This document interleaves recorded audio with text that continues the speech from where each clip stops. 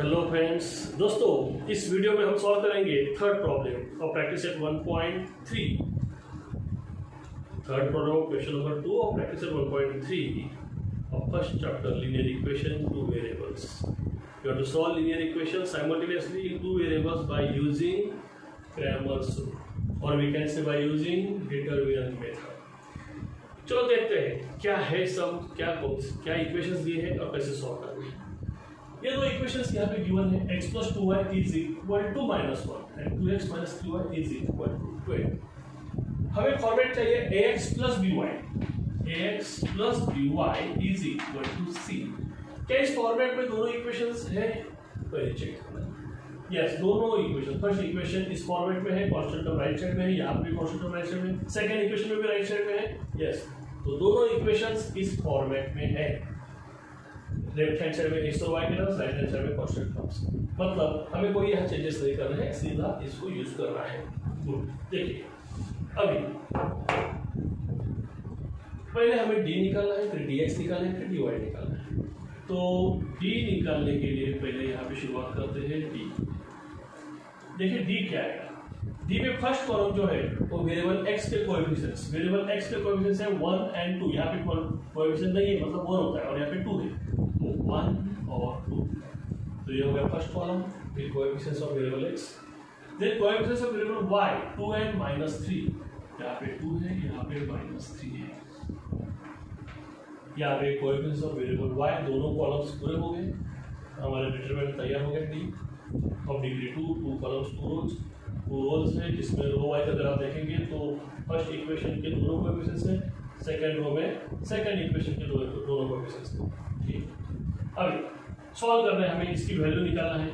तो product of this two elements in first diagonal और primary diagonal, 1 into -3 subtraction, then product of the elements in second diagonal 2 into 2, 1 into -3 that is -3 as we know, minus 2 2 जा 4, -3 -4 दोनों negative है, हमें add करना पड़ेगा, sign आएगा negative.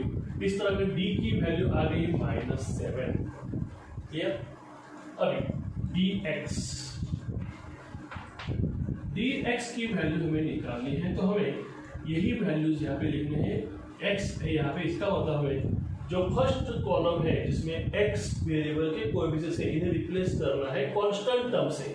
क्या है, 1 और 2 की जगह कांस्टेंट टर्म्स आएंगे, -1 12, और सेकंड कॉलम जो है y वेरिएबल के कोएफिशिएंट्स, इन्हें कुछ नहीं करना है क्योंकि हमें x रिलेटेड डिटरमिनेंट निकालना है। इज इक्वल टू, फिर से क्रॉस प्रोडक्ट निकालने में -1 into -3, ये हो गया product of the elements in first diagonal, minus subtraction product of the elements second diagonal 2 into 12। So minus minus plus हो गया, 3 1 जा 3 minus 2 into 12, 12 2 जा 24। So 3 minus 24 that is -21। Subtraction होगा एक positive negative sign of the bigger number minus. तो dx की value आ गई -21। अभी dy की वैल्यू हमें निकालना है।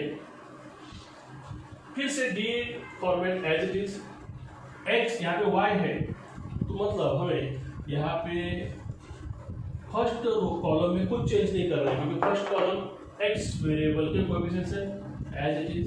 अभी हमें रिप्लेस करना है y वेरिएबल के कोएफिशिएंट्स 2 -3 को रिप्लेस करना है कांस्टेंट टर्म से, -1 12। फिर क्रॉस प्रोडक्ट, देखिए इसकी वैल्यू भी निकालना है, 1 into 12 product of the elements in first diagonal, minus -1 into 2 product of the elements in second diagonal. So 12 1 जा 12 minus minus minus plus 2 1 जा 2, 12 plus 2 दोनों पॉजिटिव है, 14। यहाँ पे dy की वैल्यू पॉजिटिव 14। क्लियर? तो हमें d dx dy तीनों मिल गए हैं। अभी हमें चाहिए x और y। देखिए x की वैल्यू क्या है, हमने d निकाला वो -7 आया, हमने dx निकाला -21 आया, हमने dy निकाला 14 आ गया। कैसे आ गया वो भी आप देख लीजिए।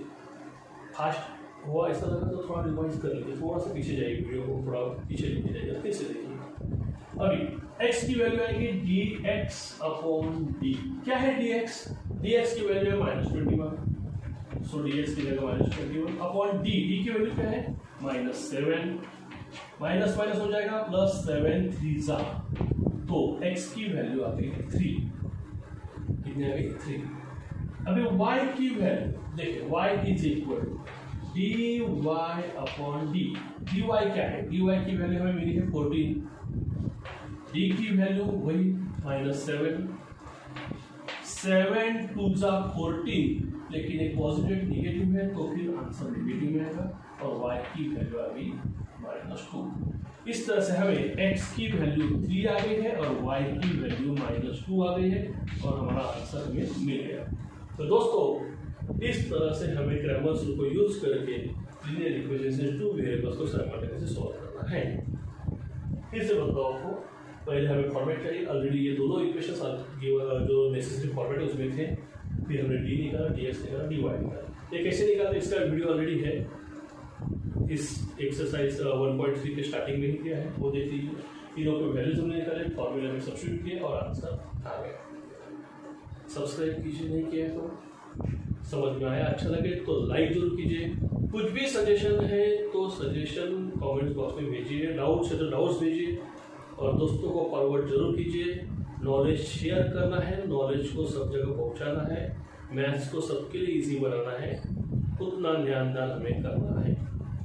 दोस्तों मिलते हैं नेक्स्ट वीडियो में नेक्स्ट सम के साथ। Bye bye.